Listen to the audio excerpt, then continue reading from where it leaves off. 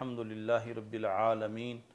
والصلاة والسلام علی رسولہ الکریم وإنی اقول ما شاء اللہ کان۔ میں کہتا ہوں، یعنی میری اپنی کتاب کے بارے میں تبصرے کے لحاظ سے، جو رب چاہتا ہے وہ ہوتا ہے، اور میں مقدمہ کے اندر کوئی دعویٰ نہیں کرتا، تم خود پڑھو گے تو تمہیں پتہ چل جائے گا۔ اس واسطے کہتے ہیں وَلَيْسَ الْخَبْرُ كَالْعِيَانِ، اور خبر جو ہے وہ آنکھوں کے معائنہ کے ہم پلہ نہیں ہوتی، یعنی اصل پتہ تب ہی چلتا ہے جب بندہ دیکھتا ہے۔ تو صرف کسی چیز کے بارے میں سن لینے سے اس کی حقیقت کا پتہ نہیں چلتا، کیونکہ انسان کے مسموعات جو ہیں وہ مرئیات کے مقابلے میں زیادہ ہوتے ہیں، یعنی دیکھی چیزیں تھوڑی ہوتی ہیں، سنی زیادہ ہوتی ہیں۔ اب آپ میں سے بغداد شریف کے بارے میں سنا تو سب نے ہوگا، مگر دیکھا بعض نے ہوگا۔ تو اسی طرح تاریخ کے اندر کتنی چیزیں ماضی کی جو آپ نے سنی ہوئی ہیں لیکن دیکھی ہوئی نہیں ہیں، اور سننے سے کسی کے بارے میں وہ پتہ نہیں چلتا جو اس کو دیکھنے سے پتہ چلتا ہے۔ یعنی آپ کی شخصیت کے بارے میں کسی نے سن رکھا ہو تو وہ اتنا اس کو پتہ نہیں جتنا تب چلے گا جب وہ آپ کو دیکھ بھی لے گا۔ تو اس واسطے کہتے ہیں کہ تم خود جس وقت پڑھو گے کتاب آگے تو تمہیں پتہ چل جائے گا۔ اب خبر جو ہے لفظوں میں تمہیں سب کچھ دکھا نہیں سکتا کہ میں یہاں تمہیں بتاؤں کہ میں نے جو لکھی ہے وہ اس طرح کی ہے، کیونکہ لفظوں سے وہ تمہیں پورا پتہ نہیں چل سکے گا، اور نہیں ہے خبر معائنہ کی طرح۔ فَسَيَحْمَدُهَا مُعَانِيهَا بعد الخوض فی معانیہا۔ تو انشاءاللہ کچھ وقت بعد میری اس کتاب کی، اس حاشیہ کی، حاشیہ کی وجہ سے ہے، تعریف کرے گا وہ بندہ جو اس کے سمندر میں ڈبکی لگائے گا، معانیہا، کہ جو اس میں گہرا مطالعہ کرے گا، اور وہ مطالعہ بعد الخوض فی معانیہا، اس کے معنی میں ڈبکی لگانے کے بعد پھر جو غور و فکر کرے گا تو وہ ضرور میری کتاب کی تعریف کرے گا۔ یعنی عام سطحی بندہ وہ اسے کوئی پتہ نہیں چلے گا کہ اس کے اندر کیا کمالات ہیں، لیکن جو بندہ اس میں مطالعہ، گہرا عمیق مطالعہ کر سکے گا، اسے پتہ چلے گا کہ یہ کتنی اچھی کتاب ہے۔ جمعت بتوفیق الالہ مسائل، جمع کیا میں نے اللہ کی توفیق کے ساتھ بہت سے مسائل کو۔ رقاق الحواشی، جن مسائل کی جو اطراف ہیں وہ بہت نرم ہیں، جن کی اطراف جو ہیں وہ بہت نرم ہیں۔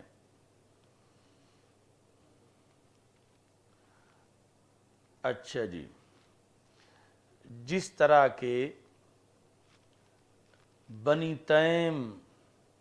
کی آنکھوں کے آنسو ہوتے ہیں، وما در شمسا اشرقت فی علوہا۔ باقی کہتے ہیں کہ اگر آپ میری کتاب کی تعریف نہ بھی کریں تو کیا بگڑے گا میری کتاب کا، کیونکہ جب سورج دوپہر کے وقت چمک رہا ہو اور حاسد کہے کہ نہیں رات ہے اور سورج کا انکار کر دے تو سورج کا کیا بگڑے گا، سورج تو پھر بھی چمک رہا ہے۔ کہتے ہیں وما در شمسن، نہیں نقصان دیتا سورج کو، سورج شمسن موصوف ہے، اشرقت فی علوہا، جو کہ چمک رہا ہے اپنی بلندی میں،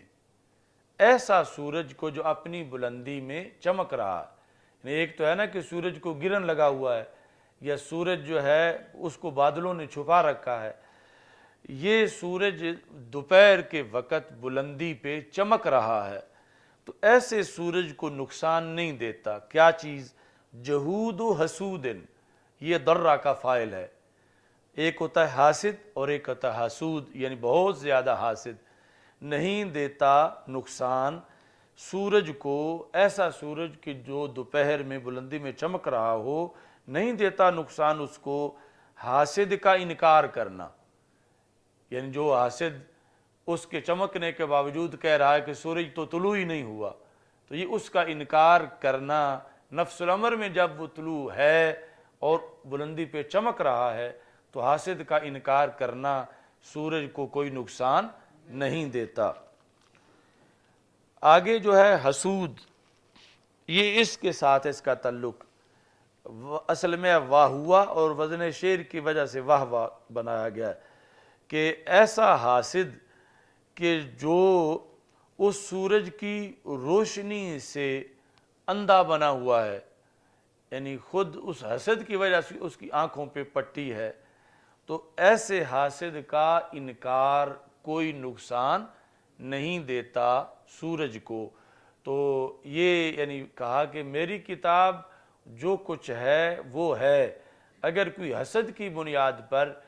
اس کا انکار کرتا ہے تو اس میری کتاب کو کوئی نقصان نہیں ہوگا، اسے اللہ نے جو شان دی ہے وہ اپنی جگہ برقرار رہے گی۔ وَإِنِّي أَسْأَلُهُ، اور بے شک میں اللہ سے سوال کرتا ہوں، تعالی حال ہے کہ درا حال کہ وہ اللہ بلند شان والا ہے۔ أَسْأَلُهُ کے اندر جو متکلم کی ضمیر ہے اس سے پھر حال ہے متوسلہ، درا حال کہ میں توسل اختیار کر رہا ہوں اللہ کی طرف، اللہ کے مکرم نبی حضرت محمد صلی اللہ علیہ وسلم کے وسیلے سے۔ تو غیر مقلدین پر تو فقہ دلیل نہیں ان کے مقابلے میں،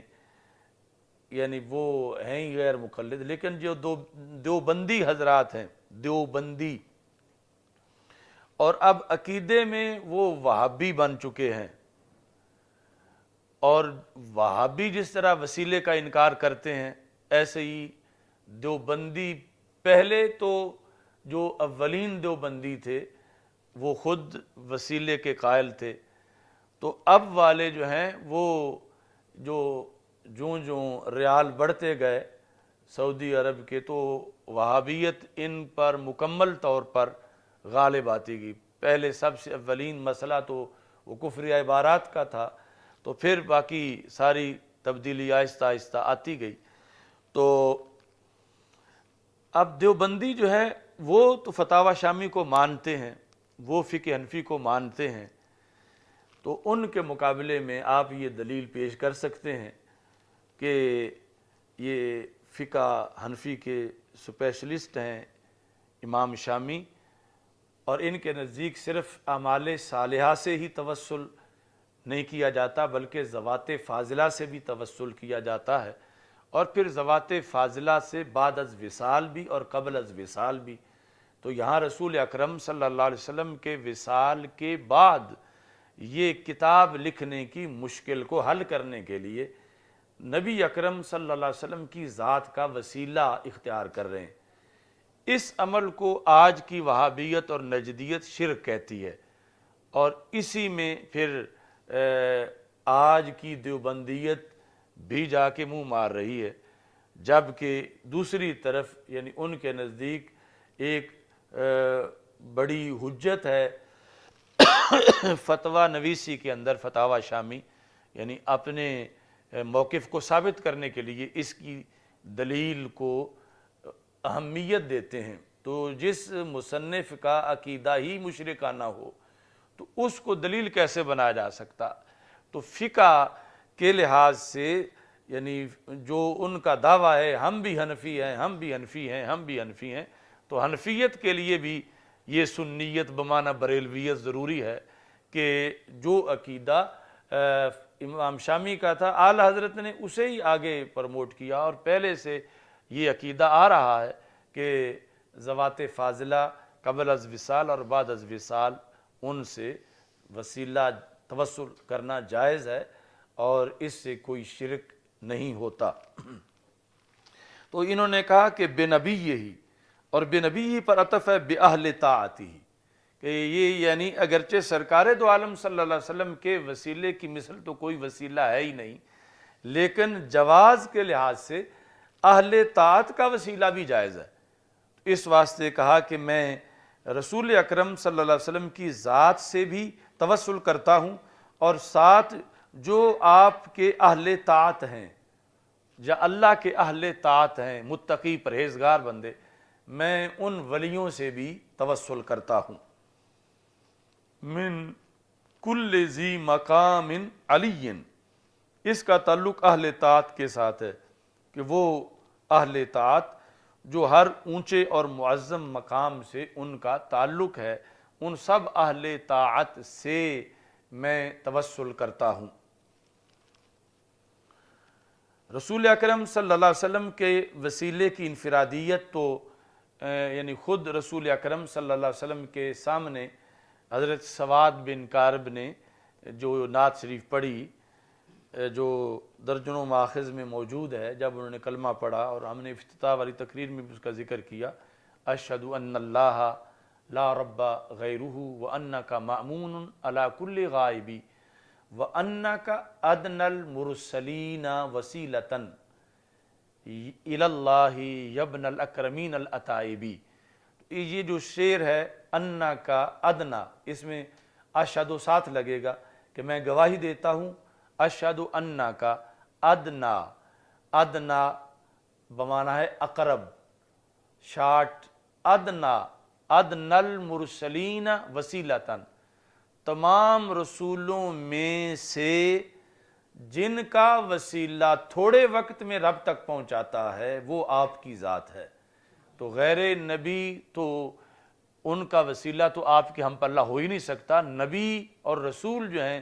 ان کا وسیلہ بھی رسول پاک صلی اللہ علیہ وسلم کے وسیلے جیسا نہیں ہے، چونکہ آپ کا وسیلہ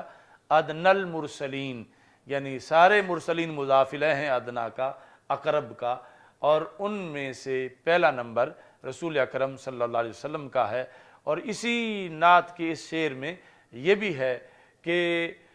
جو دنیا سے چلے گئے ہوں ان کا وسیلہ جائز ہے، کیونکہ مرسلین جو مضاف الیہ ہیں ان میں سرکار کے علاوہ کے سارے تو دنیا سے چلے گئے تھے اور انہیں بھی وسیلہ مانا جا رہا تھا، اور پھر ان میں سے رسول پاک صلی اللہ علیہ وسلم کے وسیلے کو اقرب مانا جا رہا تھا۔ تو یہ نہیں سرکار نے فرمایا کہ میرا تو مان لو، اب وہ تو چلے گئے ہیں ان کا تو وسیلہ رہا ہی نہیں، تو اب تو وسیلہ ہو ہی میرا سکتا ہے، رسولوں میں سے کسی کا باقی تو جائز ہی نہیں۔ یہ ترجیح تو تم تب دو کہ جب باقی کا بھی جائز ہو، میرا بھی ہو اور میرا زیادہ نافع ہو۔ تو ایسا رسول پاک صلی اللہ علیہ وسلم نے رد آگے سے نہیں کیا، اور اگر یہ کوئی معاذ اللہ مشرکانہ بات ہوتی تو سرکار سے بڑھ کے توحید کا محافظ کون ہو سکتا ہے، تو آپ ضرور رد فرماتے۔ تو نبی اکرم صلی اللہ علیہ وسلم نے نعت سن کے حضرت سواد بن کارب والی اس پر رد نہیں کیا۔ وَبِأَهْلِ طَاعَتِهِ مِنْ كُلِّ ذِي مَقَامٍ عَلِيٍّ مُعَظَّمٍ۔ اب آگے ہے وَبِقُدْوَتِنَا، یہ تخصیص بعد التعمیم ہے، تنزل الملائکۃ والروح اس کی طرح، اور میں توسل اختیار کرتا ہوں اپنے قائد، ہمارے قائد قدوہ، یعنی جن کی اقتداء کی جائے، کون؟ امام اعظم ابو حنیفہ، ان سے میں توسل کرتا ہوں۔ تو امام اعظم کا لفظ بولنا ایک تو اس کے لحاظ سے، امام اعظم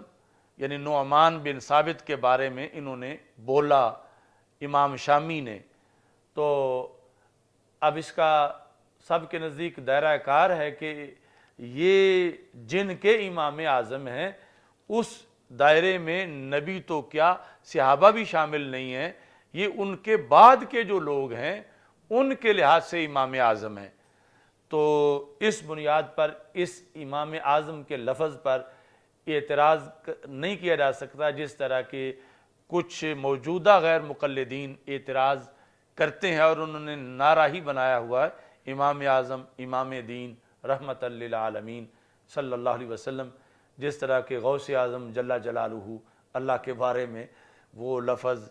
استعمال کرتے ہیں۔ تو اب یہاں پر یہ جو پرانے نجدی غیر مقلد تھے بر صغیر کے، ان کے فتاوی ادھر پڑے ہوئے ہیں، فتاوی ستاریہ، نظیریہ، اس طرح کی، اس میں خود انہوں نے امام ابو حنیفہ کو امام اعظم ہی لکھا ہوا ہے، لیکن یہ جو بتدریج ان کے اندر مزید بگاڑ آتا جا رہا ہے، تو اس کی وجہ سے آج انہیں اعتراض ہے کہ ہم نعمان بن ثابت جو ان کو امام اعظم کیوں کہتے ہیں، جبکہ پہلے ان کے بڑے بھی کہتے رہے اور باقاعدہ ان کے حوالہ جات ہمارے پاس موجود ہیں۔ باقی شوافی جب اپنی کتابوں میں امام شافعی رحمۃ اللہ علیہ کو امام اعظم لکھتے ہیں، یہ بعض تو مطلقاً یعنی امام اعظم کا ذکر ہو تو امام اعظم ہی مراد ہیں، لیکن شوافی کی کتابوں کے اندر میں نے بغداد شریف میں، اور خود شافعیوں کو جب وہ ہمارے ساتھ بحث کرتے تھے تو یعنی جان بوجھ کے کہتے تھے قال امامنا الاعظم الشافعی رحمہ اللہ تعالی، تو بہرحال انہیں حق ہے کہ وہ بھی کہہ لیں۔ تو امام اعظم یعنی آگے ہم وہ بحث بھی پیش کریں گے کہ امام شافعی کا مقام سید ہونے کے لحاظ سے یعنی بہت اونچا مقام ہے، اور علمی طور پر امام اعظم کے شاگردوں کے وہ شاگرد ہیں، اور اس طرح یعنی وہ امام اعظم ابو حنیفہ سے فیض یافتہ ہیں۔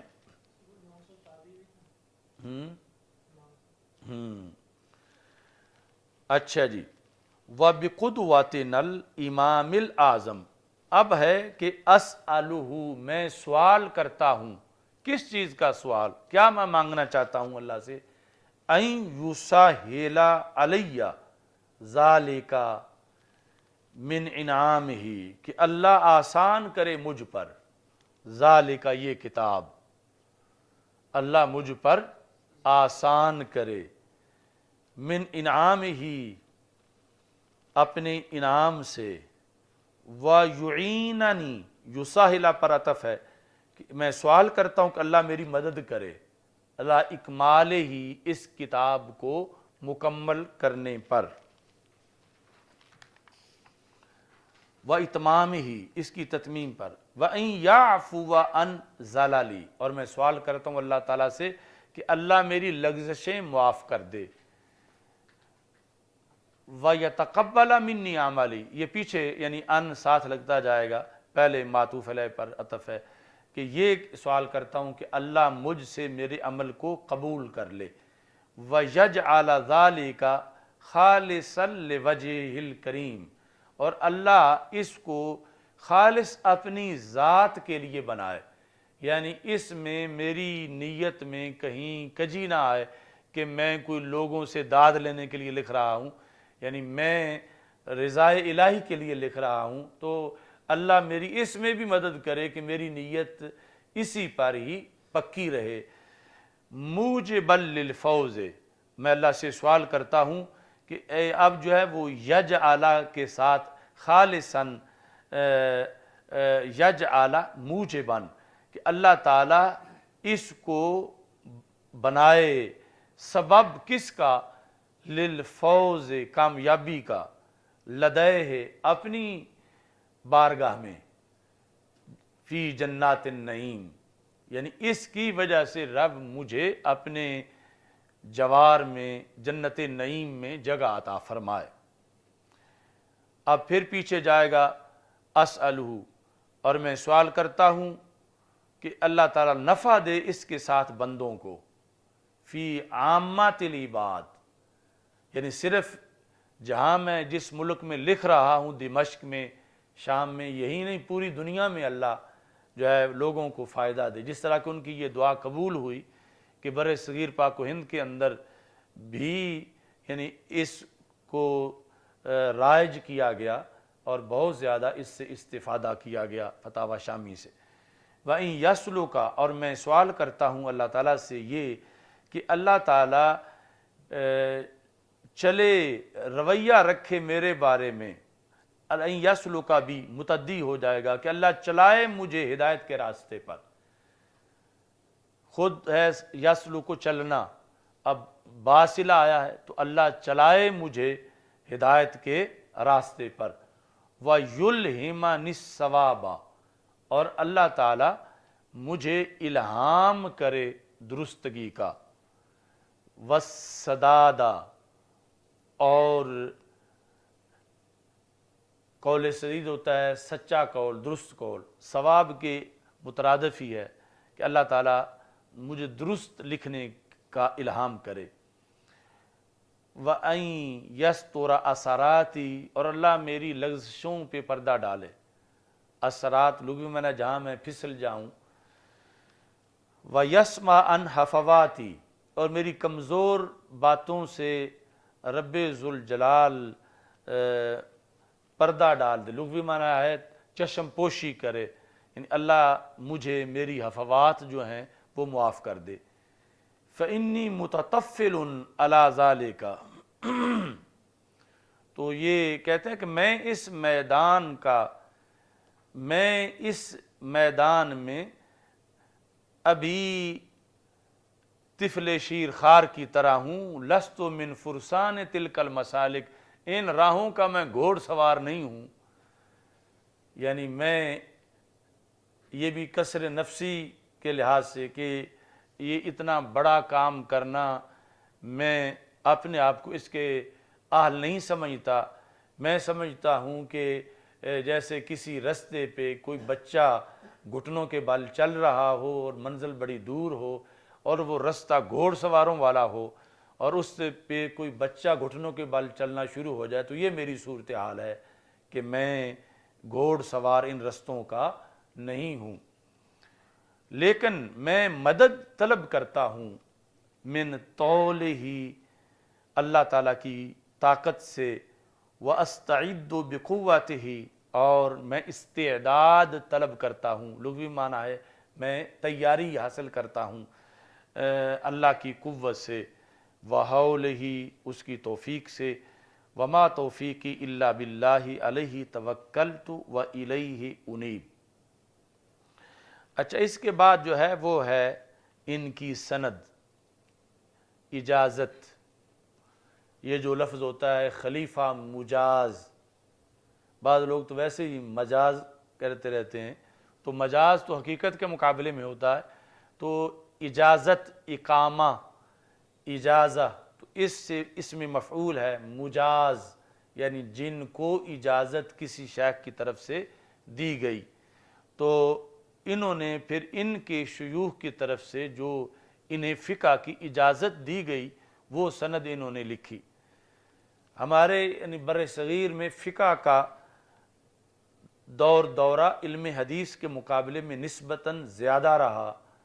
یعنی اتنے زیادہ فقہ کے مخطوطات ہیں، مخطوطات کی لائبریریوں میں ان گنت، یعنی اتنے لوگوں نے ہٹ کے حاشیے اور شروحات لکھی عربی زبان کے اندر، جبکہ اس کے مقابلے میں یعنی حدیث کے لحاظ سے بر صغیر میں اگرچہ یعنی یہ فیلڈ خاموش نہیں ہے، بڑا کام ہے حدیث کا، لیکن نسبتاً مقابلہ کے لحاظ سے فقہ پر بہت زیادہ ہوا۔ لیکن آج فقہ کے لحاظ سے یعنی جو سند کا دستور تھا، جو فقہ کی سند ضروری ہوتی ہے، وہ عربوں میں زیادہ اہتمام ہوا اور اب بھی ہے، اور جبکہ ہمارے ہاں فقہ کی سند کا تصور ہی ختم ہو چکا ہے کہ فقہ کی بھی کوئی سند ہوتی ہے۔ تو بندیالوی صاحب رحمۃ اللہ علیہ، وہ ہمارا ایک مناظرہ تھا دیوبندیوں کے ساتھ، تو اس مناظرے کی مجھے تیاری کروا رہے تھے، تو آپ نے کہا کہ آپ نے اس سے پوچھنا ہے کہ تمہارے پاس یہ جو تم پیش کر رہے ہو قول فقہ سے، اس کی سند کیا ہے؟ تو چونکہ بندیالوی صاحب رحمۃ اللہ علیہ کے پاس سند، جب آپ گئے تھے بغداد شریف اپنے زمانے میں، وہ تقریباً 1948 کا زمانہ تھا، سفر نامہ بغداد میں آپ نے وہ لکھا ہے، 48 میں گئے تھے پیر آف گولڈا شریف رحمہ اللہ تعالیٰ کے ساتھ، اور بہت بڑا وفد تھا۔ تو اس وقت عبد القادر الخطیب جو وہاں پر حضرت امام اعظم ابو حنیفہ رحمۃ اللہ علیہ کی مسجد کے خطیب تھے، اور الخطیب سے مراد یہ نہیں ہمارے والا الخطیب آج والا، یعنی وہ جس طرح خطیب بغدادی اور اس طرح کے بڑے متبحر عالم دین تھے، تو انہوں نے اس وقت بندے علی صاحب رحمۃ اللہ علیہ کو فقہ کی سند عطا کی جو امام اعظم ابو حنیفہ تک متصل ہے۔ تو بندے علی صاحب رحمۃ اللہ علیہ نے مجھے وہ سند فقہ کی عطا کی جو امام اعظم ابو حنیفہ رحمۃ اللہ علیہ تک متصل ہے۔ تو آپ نے فرمایا کہ آپ نے اس سے پوچھنا ہے کہ تو ہے ہی بے سنتا، کہ یعنی یہ جو آپ کہنے لگے کہ یہ جو لفظ ہے نا بے سنتا، اصل میں ہے بے سندہ،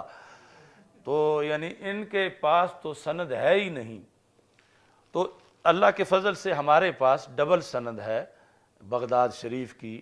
یعنی بعد میں شیخ عبد الکریم صاحب ان کی طرف سے، اور پہلے جو بندیالوی صاحب رحمۃ اللہ علیہ اپنے عہد میں عبد القادر الخطیب کے لحاظ سے انہیں حاصل ہوئی۔ تو یہاں پر انہوں نے سند اپنی لکھی، یعنی اصول کے مطابق اس بھی ضروری سمجھا کہ میں فقہ پوری روایت آگے کرنے لگا ہوں تو میرے پاس فقہ کی سند بھی ہے۔ تو اس کو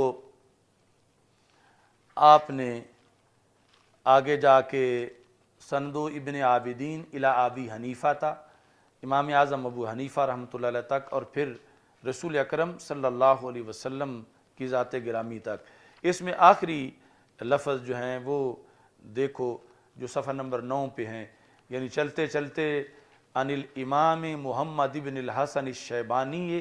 عن امام الائمۃ و سراج الامت ابی حنیفہ عن نعمان بن ثابت الکوفی عن حماد بن سلیمان عن ابراہیم النخعی عن علقمۃ عن عبداللہ بن مسعود رضی اللہ تعالی عنہ عن النبی صلی اللہ علیہ وسلم عن امین الوحی جبریل علیہ السلام عن الحکم العدل جل جلالہ وتقدست اسماؤہ۔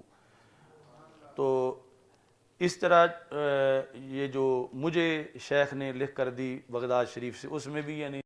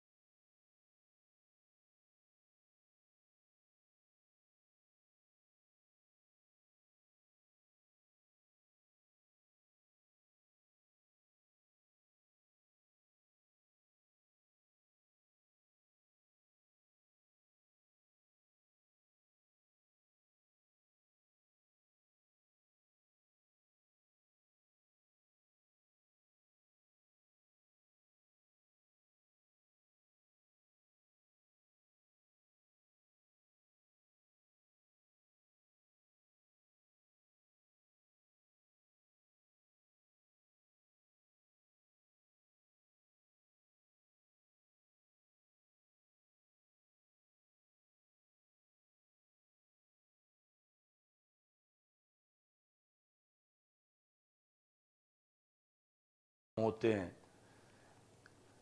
تو اس واسطے سند میں انہوں نے کہا ان المحقق حیث اطلقا، یہاں تک پیچھے، آگے الشیخ محقق سے بدل ہے کہ آگے یہ میری فقہ کی روایت ہے محقق سے، حیث اطلقا وہ کہ جب مطلقاً جنہیں مطلقاً محقق کہا جاتا ہے، تو آگے پھر سند کا جو ہے وہ ذکر کیا۔ تو ہمارے عرف میں بعد والا جو عرف ہے اس میں شیخ عبدالحق محدث دہلوی رحمہ اللہ تعالیٰ کو شیخ محقق کہتے ہیں۔ تو یہ جو پہلے کا عرف ہے ان سے، اس میں فقہ کے اندر جب لفظ محقق آئے، قال المحقق، تو مراد جو ہے وہ ابن حمام ہوتے ہیں۔ اچھا جی،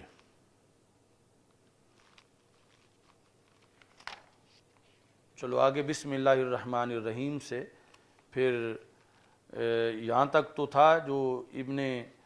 عابدین کے حاشیے کا مقدمہ خطبہ، آگے در مختار کا خطبہ جو ہے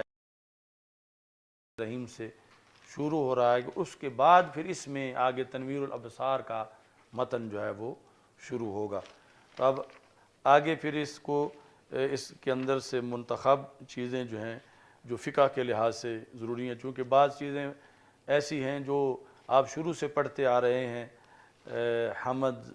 اور شکر کی تعریف اور ان کی نسبت اور اس طرح کی باقی چیزیں، تو جو فقہ کے لحاظ سے ضروری ہیں چیزیں وہ پھر آگے لیکچر کی شکل میں انشاءاللہ یہ بیان کریں گے. کل کے سبق میں یہ آپ دیکھ کے آنا اس کو 27 صفحے تک. الحمدللہ رب العالمین والعاقبۃ للمتقین والصلاۃ والسلام علی رسولہ الکریم. استغفر اللہ لا الہ الا اللہ وحدہ لا شریک لہ لہ الملک ولہ الحمد وهو على كل شيء قدير وصلى الله تعالى على حبيبه خير خلق